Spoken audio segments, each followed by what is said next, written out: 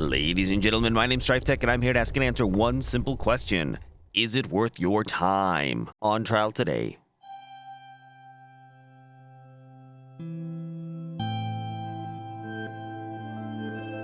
MiSide. Released in December 2024 by Ahasto, a company known for horror games like Umfend, Echo Hole, and Wire Lips. But this time they ventured into a cute dating sim, girlfriend sim territory with MiSide. Well, sort of. First, let me explain how I found this game. Steam Winter Sale is in full swing right now, and as I was browsing, this popped up in my recommended for you section. At first, I couldn't figure out why until I clicked into it and saw, because you play Doki Doki Literature Club. Now, if you already know what DDLC is, then you know why this game piqued my interest, and I just had to buy it.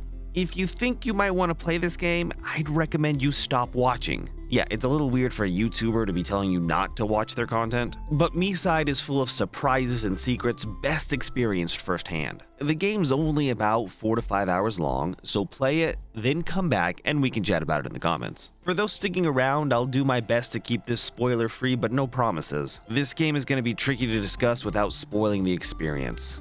You've been warned. You play as a developer, creating what we assume is a video game. You don't really leave the house much, and you're a little bit of a loner, and you're pouring all of your passion and time into this project. A friend sends you a message to check out the latest version of MiSide. You download it, and you're introduced to Mita.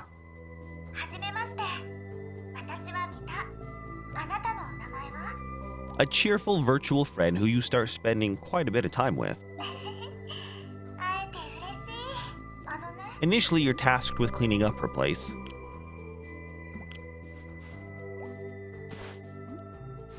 But you move on to cooking meals.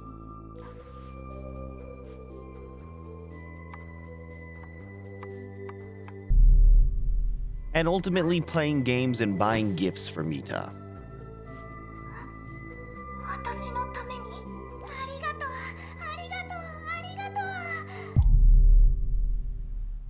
Then on day 37, Mita expresses that she wishes to be with you in person. Obviously, it's a game and that can't happen, right?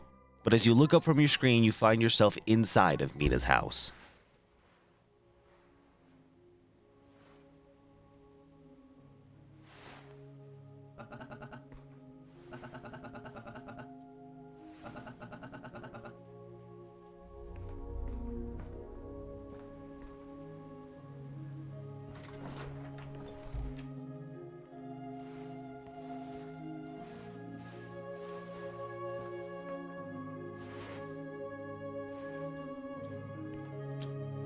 After wandering around and completing a couple of tasks, you run into Mita herself.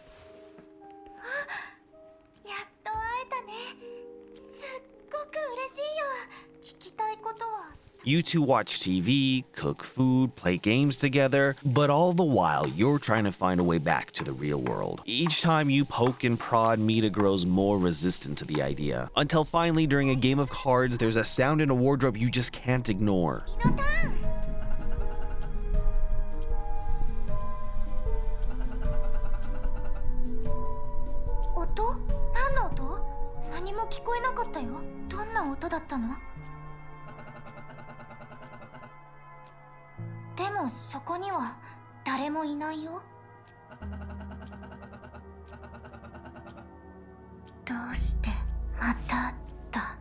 As you investigate, Mita's facade cracks and the truth begins to unfold.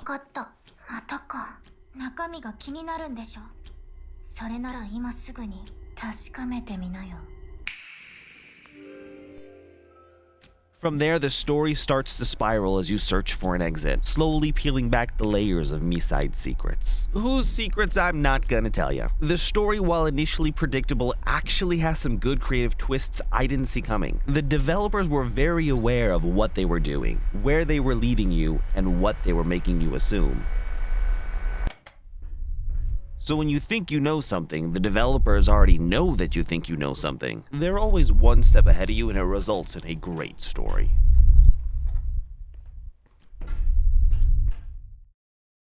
MiSide is primarily a walking simulator with puzzles, sprinkled with a few unexpected mini-games such as Snake, racing, and even some Quake. But for the most part, it's about exploring and solving puzzles such as escaping a locked room or navigating a looping corridor. A corridor that's going to be very familiar if you know what PT is. And if you're paying attention, there are a ton of subtle nods to other horror games and non-horror games. Now, I'm purposely avoiding giving too much detail or showing too much footage because this game is best experienced raw. And if you don't want to play it for yourself, I bet a content creator you know either already has or is playing it right now. I believe I saw Markiplier release a video of him playing it just barely a week ago. Maybe I should have done that. I mean, I'm sitting here playing the games anyway.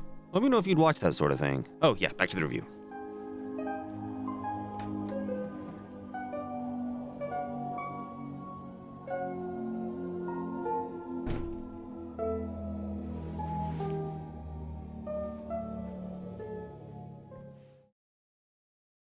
The graphics span a mix of styles, 3D, 2D, pixel art, and more. Most of the time you'll see this. Baby, yes?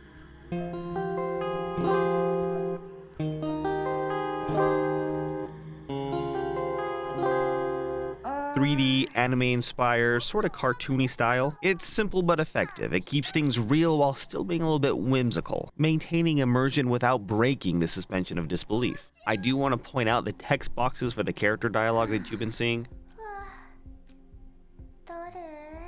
It's a fresh take I haven't seen before, and I honestly love it. How the words are written, how small, how big, if they're in caps, if they're squiggling around, it's all very expressive. It adds to the conversations quite a bit. At this time, there wasn't any English voice acting, just Japanese voice acting, but she did an incredible job, and I highly recommend leaving it on. And then we have the soundtrack. It isn't particularly memorable, but it serves its purpose well. It keeps you engaged and builds the tension when needed. And while it's not making any playlist of mine, it's a solid contribution to the game's atmosphere.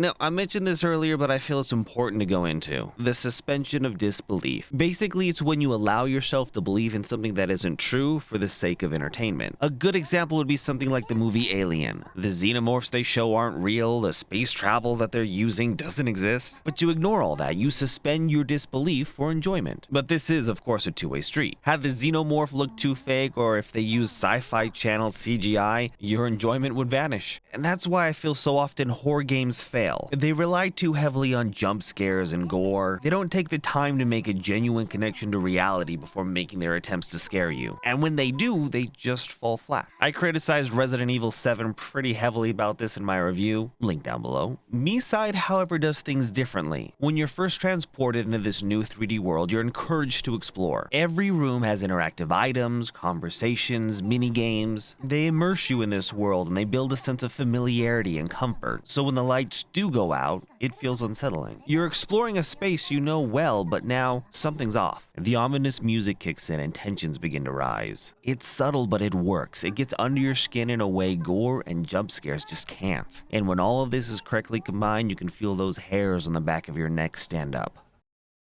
So, is it worth your time? If you enjoy a good psychological horror game, the answer is yes. If you like Doki Doki Literature Club, again, yes. If you're intrigued by the mix of cute and creepy, yes. Honestly, even if you don't want to play it, go watch someone play it. Ultimately, for about $15, you get 5 hours of gameplay, and then probably another 3 hours if you're looking to 100% it. And honestly, that's a steal. A 2-hour movie ticket right now costs about $11, and that doesn't even include snacks. MiSide is an immersive, unsettling, and unique experience. It is worth your time. My name's been Stryftek, and thank you for watching. If you enjoyed this video, hit that like and subscribe button, and I'll see you next time on Is It Worth Your Time?